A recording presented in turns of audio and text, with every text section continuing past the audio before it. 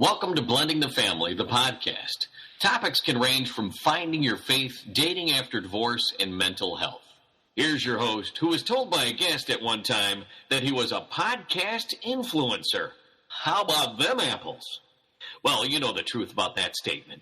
Tommy Maloney. Welcome to another edition of the podcast known as Blending the Family. I am your host, Tommy Maloney. Shh. Housekeeping is right outside. I'm a little paranoid. I don't know if they're listening in. I don't know. Coffee. How the heck are you? Doing good? I know it's been a couple weeks. Had a little fog roll in and just needed a mental break. And that's it. We're here. We're back. I want to give a shout out to people I've met in the Vancouver airport. It's just been really interesting because having these little God moments where I walk by, I hear people talk about blended families and divorce, and I have conversations with them, and I give them the business card, and hopefully the people that I've recently met in the Vancouver airport. Can you hear the sounds of the hotel? Hopefully you're listening. Hopefully, I know one gentleman who said he was going to download it, so there you go. Looking at my notes, we talked about hello Vancouver, even though I'm still not a fan of your hockey team, and we'll save that for another episode, okay? Coffee. Number 2, need a little bit of a mental break, and I had these guests lined up, and life happened with them, so it's all good. We have some other plans. I do want to mention July 1st, so stay tuned. July 1st, I am going to be a guest on a radio show. Yes, stay tuned for more details on that, okay? Okay. All right, so I was tempted to do something around Father's Day, and then I thought, you know what, I want to wait. I want to be an observer. I want to stand by and just feel it. And so I'm happy I did that. So a couple of things.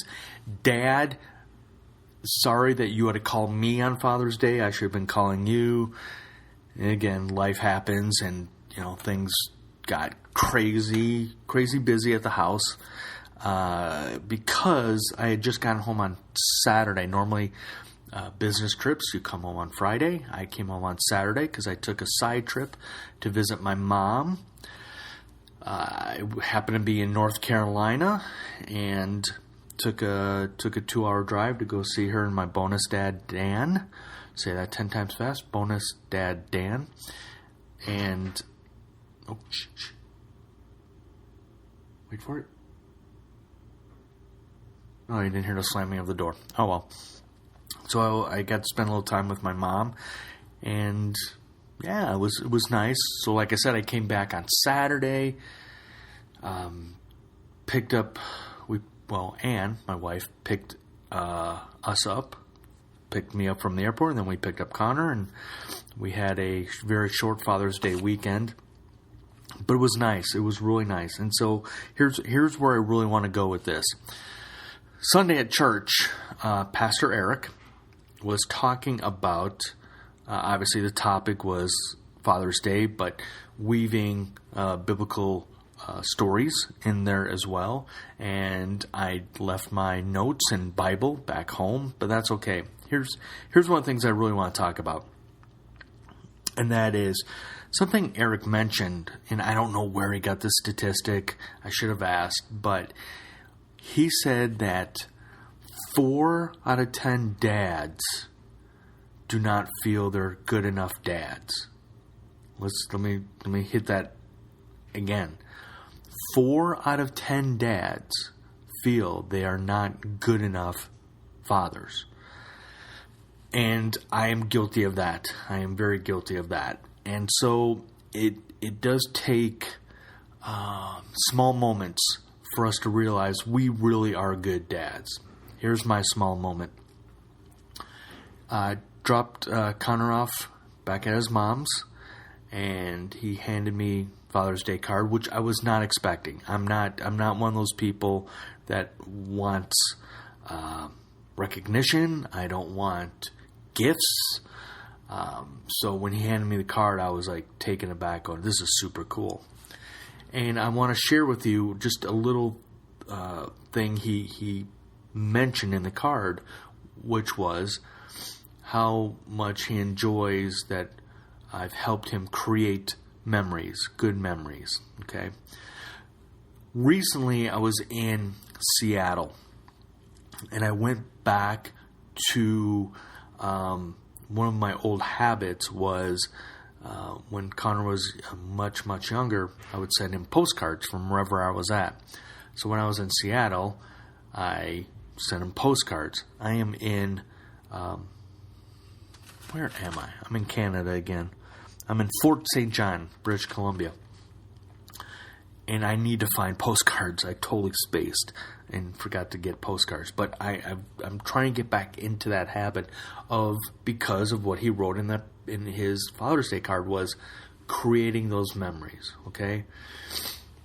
Now, I had a conversation with my dad, and he was feeling, and I'm laughing because I love you, Dad, and I know you meant it, but I know I don't know how to explain it other than, so my dad was telling me how he felt he wasn't a good dad to me. But you know what? As I told him, I wouldn't change a thing. I'm very happy to have the parents that I was dealt with. And because of my dad, he's really helped influence me in many different ways. Trying to be a better writer, number one. Taking life lessons I learned from him and using them as a dad. So I know I've talked about this in the past, but if this is your first time listening, thanks for listening. And I am going to grab a quick sip of coffee. But one of the things that I learned from my dad was being a chaperone on field trips. When Connor was in grade school and they needed chaperones, say that word, chaperone. I don't know why I'm struggling. It's because I'm paranoid that housekeeping is right outside the doorway here, and I get self-conscious. Anyway, so again, when Connor was a young lad, I would always try my best to be a chaperone on field trips. And I learned that from my dad. And so think about, even though you might not have had a great relationship with your father, try and pull some life lessons that you can, maybe they're horrible life lessons. Maybe it was a drinking thing and you reverse engineer it and you don't drink or smoke, or maybe your father wasn't into health and you've reverse engineered that and you've become health conscious. So don't look at the negative. Look at taking a negative situation and turning it into a positive, okay? And so as I was saying, I felt what Pastor Eric was saying about the 4 out of 10 dads. And the thing was, it was, we're sitting at church and Connor's sitting next to me and I'm hearing these statistics, and I wanted to really do a Vulcan mind melt, and for you Star Trek fans, and I would love to have heard his thoughts on that sermon of what he thought of me. And so, allergies are starting to kick in again, but I would love to know what, am I a good dad? And then later on, getting that Father's Day card where he said, thank you for creating these fun, positive memories. And so,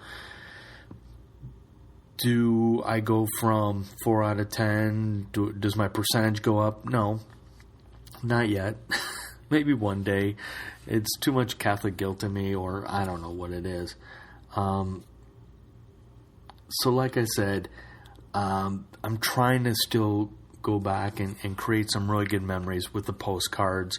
And it doesn't matter what age your kids are. I think they get a kick out of getting letters or postcards. It's great to have that instant messaging ability with texting or emailing, but sometimes just using old-fashioned pen, paper, stamps, you could create other new memories, is what I'm trying to say. And so that's really about it. Like I said, I just want to take a step back and really observe from a distance about Father's Day, because I knew something was going to happen, and all I can tell you is I'm happy I didn't do a Father's Day podcast before Father's Day. So there you go. That's all I really want to really mention about the Father's Day. But the big picture is let's try and help each other. Let's really try and take a look at this statistic of 4 out of 10 dads do not feel they're good enough. Let's help each other out. Ladies, for those who are listening, please let your husbands or your significant others know.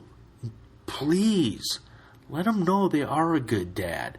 And for somebody in those situations that are very similar to mine, where we're traveling 100% and we don't get those quality times, we miss out on.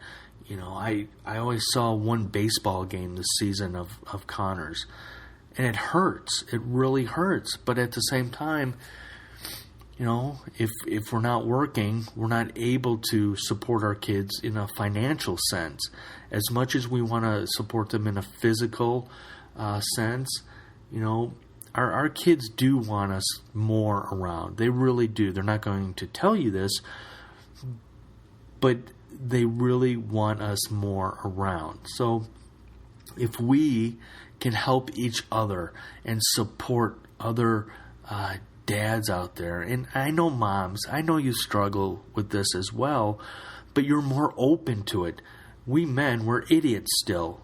I mean, that's why men's mental health is so much of a passion of mine, because I go through it. Like I said, I took a 2-week mental break of wanting to record. I rarely open up my laptop because I just needed that break. And like I said, a little bit of the fog rolled in, and I don't know what was going on. I think part of it was I miss being home. I really miss being home, and so hopefully things are going to be changing here soon with this travel schedule. Don't want to say anything yet. Don't want to jinx anything yet. Okay? So, last words of wisdom. Please, let's try and help each other out. Let's share with other men that they're doing a great job. Here's my ask. Here's my ask. Today, text another dad. Text another dad. Or, better yet, call them. Call them and say, "Hey, Chris, I think you're a really great dad. I've observed you with your kids. I think you're a special dad. You're a great mentor." Do it. Just call another dad. Let them know. Call your dad. How's that? Call your dad. Let them know that they really are a great dad. And again, you might not have had the most solid relationship, but find those positive nuggets, those little pieces of dust that can help you find the greater good of being a dad. Okay? There you go. That's all I really want to say. Check out new blog posts on the website at blendingthefamily.com. I have a couple of new blog posts up there. There'll be more. There'll be more the next 2 weeks. because I'm on the road and I am here in Fort St. John. I keep wanting to call it something else, but anyway. So I'm working second shift, so I am loving life. Well, except for the fact that having to work the dreaded day job and work that second shift. So there you go. All right. I think that's it. I think again, thank you to the people I've met recently in the Vancouver airport, and keep listening. Please keep sharing. However you get this podcast, please share it. Please, ratings, reviews, what have you. I'm excited to see the emails that I've been recently getting. Again, Tommy at blendingthefamily.com, Tommy at blendingthefamily.com. Good coffee. I did get my Timmy Horton fix yesterday in the Vancouver airport. But the rest of the 2 weeks going to eat healthy. I went to the grocery store. Or bought fruit and some salad stuff and some snacks. I'm feeling good.